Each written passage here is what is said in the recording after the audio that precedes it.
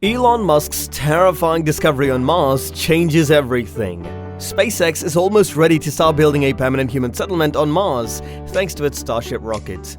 Elon Musk announced at the Mars Society convention that SpaceX is on track to launch its first unmanned mission to Mars in less than 4 years. Musk told Mars Society founder Robert Zubrin, "I think we have a good shot of making the second Mars transfer window." So, how will Musk do this? Do you think this landing on Mars and colonizing it will happen? Well, give the video a thumbs up and stay tuned to find out. Hello everyone, welcome to Genius's Guide, your daily dose of geniusness. And today we're going to talk about Elon Musk's terrifying plans for Mars. So without wasting any time, let's get into it. There are about 26 months every year when the Earth and Mars reach their closest point, being 38.6 million miles apart. And they are expected to reach their closest point in December. Certainly there's one person, Mr. Elon Musk, who's keeping a close watch on what's going on. During his recent speech, he talked about how he and his spaceflight company, SpaceX, plan to travel to Mars one day. There is a possibility that the Starship mission will perform an orbital flight around the Earth no later than March. However, if Musk's mission is to have any chance of succeeding in the long run, he must make sure that the rocket's engine, the Raptor 2, generates enough thrust for Starship to leave the Earth's orbit and eventually reach Mars. Musk said, "It's a spectacular piece of engineering, but extremely difficult to make and succeed at.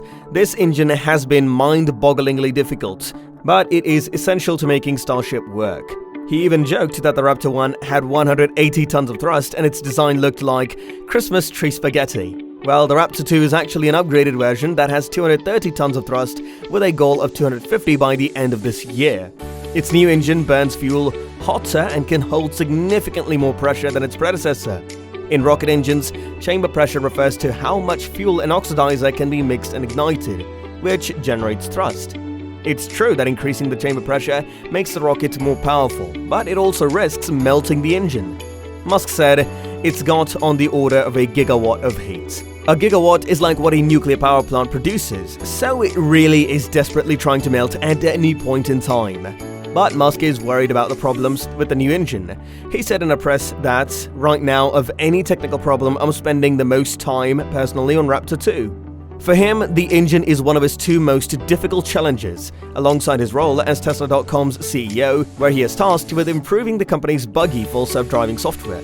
However, a part of SpaceX's effort to prevent melting the engine is developing heat shields that can absorb the immense amount of energy that is emitted from the rockets."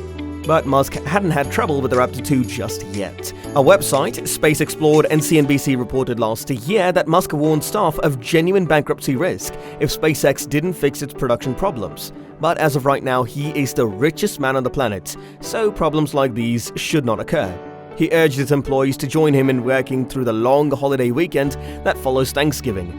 In an internal email cited by the news publications, Musk wrote, "We need all hands on deck to recover from what is, quite frankly, a disaster." Musk says that his engineers are very close to solving the engine problems, but he is known for being overly optimistic. Musk said in a tweet in December that SpaceX would only make the Raptor 2 model going forward. After that, he said SpaceX would make 5 or 6 Raptor 2 engines and ramp that up to 7 or more in March. So it is clear to Musk that an engine as powerful as Raptor 2 will be necessary for any human-inhabited base on Mars in the future. As he stated, the critical threshold for Mars is to have a city that is self-sustaining. If it's missing any ingredients at all, however minor that is, then if the ships from Earth stop coming for any reason, the city will die out. However, while Mr. Musk's presentation had vivid details about humanity's interplanetary future, he was more circumspect about the operational details of the massive SpaceX rocket Starship that is crucial to these and other goals. And as mentioned before, the spacecraft can go to orbit or land astronauts on the moon or colonize Mars. It has to overcome numerous technical and regulatory hurdles. However, Musk said on Thursday night that he thought Starship could establish a self-sufficient city on Mars, which would involve taking 1 million tons of stuff there from Earth. This is the first point in the 4.5 billion year history of Earth that it has been possible. We need to seize the opportunity and do it as quickly as possible. I want to be frank, civilization is feeling a little fragile these days, Musk said. And in response to an animated video of an imagery Mars colony serviced by SpaceX vehicles, Mr. Musk yelled, "Let's make it real." Over the past few years, SpaceX has tested parts of the spacecraft that are going into orbit, which will then return, showing how it might belly flop in the atmosphere, then land. In May 2021, one of the flights went well, while the others exploded. In order to get into orbit, a larger booster stage is needed, called a Super Heavy, with dozens of engines. That still needs testing. Despite this, Mr. Musk has routinely made unrealistic schedule predictions. When he talked about his Mars rocket in 2016, it was an even larger design, and he predicted that the first test flight to Mars would launch in 2022, and that the first people to go to Mars would take off 2 years after that. But here we are, right now. However, in his September 2019 update, Mr. Musk stated that the first orbital flight would take place within 6 months. Even though 2022 is already here, SpaceX has yet to attempt an orbital launch of the Starship. At Thursday's talk, he expressed confidence that the review would be completed this year, but he refused to provide specifics. In his talk at Boca Chica, Texas, near Brownsville, Musk tossed in many bawdy comments while rehashing the vision he described in the past, including why humanity needs to explain beyond Earth as a backup plan for survival. In response to critics who say space exploration is a waste of time and money, he noted how little of the federal budget is actually spent on space exploration and space flight. So, while referring to the budget for space, Musk really said, "I'm just suggesting we'd like maybe 0.5% or something. Like that would probably be okay." Then he talked about improvements the company made to Starship's engines. In response to Mr. Musk's description of the intense heat generated by the engine, he said, "The only issue we're aware of is melting the chamber." Mr. Musk added, "Just not melting the chamber is very difficult. It's kind of the last remaining challenge, but I think we're very close to solving that." He was hoping the Federal Aviation Administration would give SpaceX the okay to launch from Boca Chica. "We have gotten sort of a rough indication that there may be an approval in March," Mr. Musk said. He said that if that happened, an orbital launch attempt could occur in a couple of months. He did admit that if the FAA wanted a more thorough environmental review, SpaceX would move launches to the Kennedy Space Center in Florida, which would take 6 to 8 months to modify the launching pad there. Aside from eventual trips to Mars, the moon plan of NASA to send astronauts from orbit around the moon to the surface of the moon also needs Starship.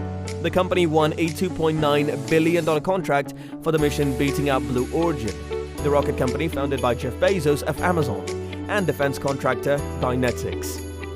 According to the paper, the moon landing is scheduled for 2025, but it's expected to be delayed. Additionally to Starship, the return of astronauts to the moon will also require the Space Launch System, a large rocket under development by NASA that is also behind schedule. The moon mission would also require SpaceX to be able to refill a Starship's propellant tanks while it's orbiting Earth. Musk said Starship tankers would launch every few hours to take propellant for the moon rockets. As Mr. Musk said, he did not see any conflict between the work he is doing for NASA and his bigger dream. He said, "We're going to make a lot of ships, a lot of boosters, adding legs to land on the moon. That can be done pretty quickly." Moreover, Mr. Musk remained confident that his giant rocket would be a success, though there would probably be some bumps in the road along the way. He expressed confidence that we'll get it done. Anyway, what do you think of Musk's ambitions for Mars colonization? Tell us in the comments, and make sure to hit the like button and subscribe for us to provide you with more must-know developments in finance and technology. We'll see you in the next one. Until then, stay safe.